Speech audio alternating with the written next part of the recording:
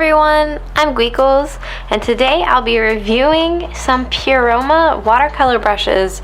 The folks at Puroma were kind enough to reach out and send me a free sample of their product, and I have been wanting to get a pack of watercolor brushes for a really long time, just to see what they were like, of course, because watercolor is my favorite, but I couldn't justify the purchase because I already have so many watercolor things. But thank you guys so much for giving it to me, because now I get to see all of what it has entailed. They just sent it to me in a normal package, which is fine because this completely held up. Everything looks like a-okay, nothing is broken at all. This is new. Obviously the packaging is made in China. This is not sponsored.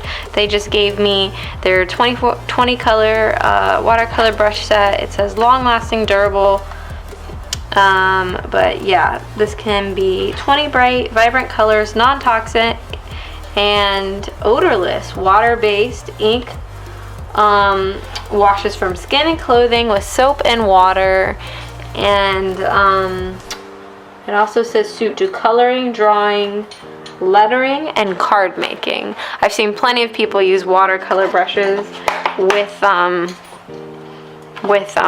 these, like, to be used as calligraphy pens, and I've never used them before, but they look pretty cool.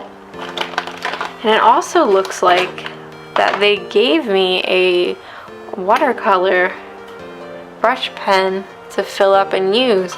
That is pretty neat. I don't think I've seen any sets that have that before, but this is my first set, so I don't know anything about it. They have a lot of interesting shades, a lot of dark tones. I don't see a whole lot of light colors, but maybe the colors will be vibrant. If I go to pick one up, well, this looks very similar to, I don't know the brand, but I've seen another brand with like this kind of handle, but this is making sure that, like, you know, everything stays in place. And also kind of to remind you, I guess, you know, this isn't going to go anywhere. If you put this down, it's not going to roll. So this looks like it is a felt tip. Oh, it's not felt tip, it's an actual brush tip. So kind of like a brush. So let's test this out here. Let's get a first impression of what this is like. Okay, so this is very much like a brush. Yes, so I can go thick to thin. Very, very nice.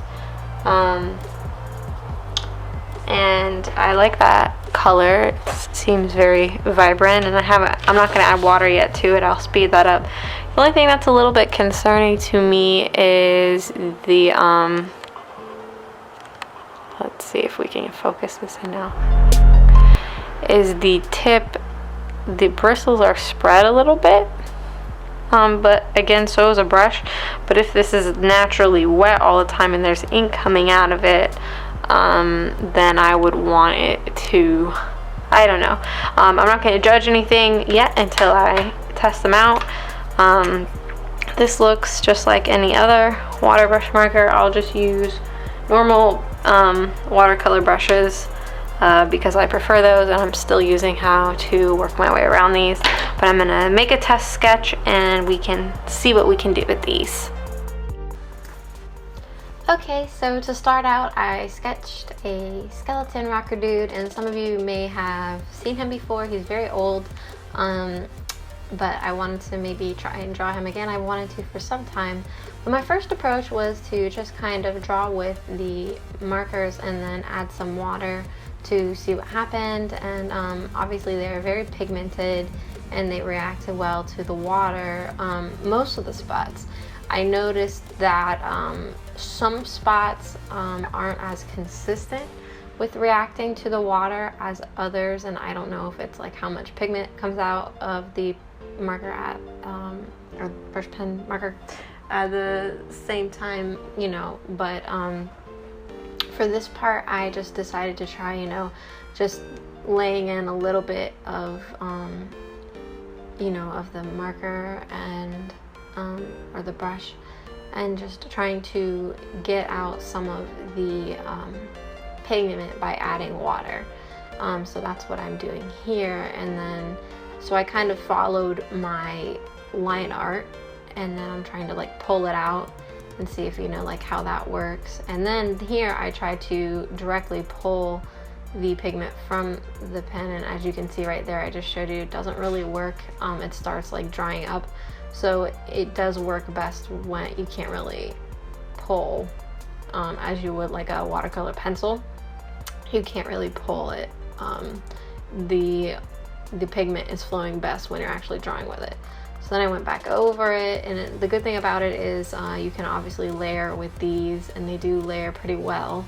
The only problem is I see that again, there's an inconsistency of like what part of the pigment lifts again and what part doesn't. I noticed that once I laid it down in some areas, it would lift better than others. And again, I don't know if that's my application, I don't know if that's the pigment. Here I tried, it came at the bottom of the screen, but here I did wet into wet. So I added water first, and then I went and added the pigment, and that worked out well, especially if you're just gonna cover like a large area of your piece with the watercolor. So doing wet into wet worked fine. And then once again, I'm trying to blend. So that was wet, and I saw how it worked drawing on top of it wet, which worked kind of nicely sometimes. I did get an uneven spread. Like I was really trying to figure out how to get the most control over this, as well as blend with it if I possibly could. You know, it was good for blending. Obviously it works really well thus far, like for small areas. I found, in my opinion, you know, like small sections at a time, and then adding water immediately. You have to be very, very quick. But you see like this larger area, so I added my pigment, and then now I'm adding the water, and it's having a little bit more of a difficult time picking everything up. See how a lot of the pigment is staying in one area. So I'm trying to mix some too and see how that works if I, you know, add in a couple different colors and then try and mix them together. And I pulled the pigment moves just fine. The colors are very vibrant, but once again, you can see some areas where the pigment lifts, but like the outside, like right under where the pick is, you can see the outline and then where the pigment lifted. So here again, I tried doing like I normally would. Most of the time I don't work backwards. I lay down my line art first, and then I will add my color here. So I decided to do a test by putting in my line art first, and then I'm going to let that dry, and then I'm going to add in the color that way and see if it works any better there. I wanted to try and show you how these markers worked with a bunch of different approaches, so you can see what was best. So I just laid in a little bit of color, just little baby bits right there, and then added in. So once again, that works the best, just adding in a little bit of color and then filling it in. And then once again, here I go, I'm going to try and blend the colors together and do a bigger area. And as you can see, so the bigger area you try to get, the less control you have, which makes sense. But unfortunately, like if you work quickly, here I'm laying down the actual pigment on like on some watercolor paper, and then pulling it directly from there, just in case. So like if you're, let's say you're not in a position to like pull out a palette and you just want to hurry up and like get some washes on, this worked surprisingly well for light washes. I'd recommend this for like light washes and maybe covering like large areas, especially if you were going to do wet into wet. I think this would work great, especially for like traveling, instead of bringing like a whole palette full of things. So I think I would have been able to get more if I had laid down the water first and then you know, actually gone in. But they blend and mix really well, and then as I also tried adding in like some marker in later, while it was wet, and that does work sometimes. You can see in some areas, again, the pigment will blend, and then in some areas you can just see where I laid down the marker and it doesn't look like it did anything. Here I'm gonna try blending in the colors and then adding a bunch of water, and I think this was like the most successful area. Like, I really like what came of this blending and adding the water and how it looked and how I could carry out the water and blend it out, and I really like how that turned out. I went ahead and just inked in the rest of the skeleton to make it fair and continue that process, because I think it looks better inking it first and then going in with the coloring. So then working again, once again, section by section, and then here I am trying to once again put the flames in, adding in the colors. But I think because once again trying to do a bigger area, it may give the pigment more time to dry, though I don't think that should be a problem, because as you can see, even with the top portion, it's not working as well as it did with my attempt on the left. And I am using a lot of water, as you can see, but the markings are staying right where they are. So the inconsistency with that, I don't know if that's a user error and or such, and then like me going back, I like that. I really liked that I could go back and I can blend on top and add other colors, especially like for texture or like the little blood effects on the bottom of his scythe guitar. But yeah, I did a lot of learning and playing around with these.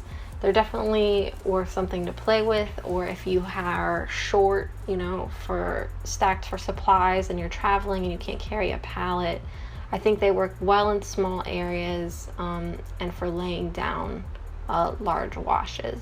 Overall, I think it's a pretty good product. I don't have a whole lot of experience with watercolor brush markers, but thank you so much for watching this video. Thank you guys so much for letting me try your product.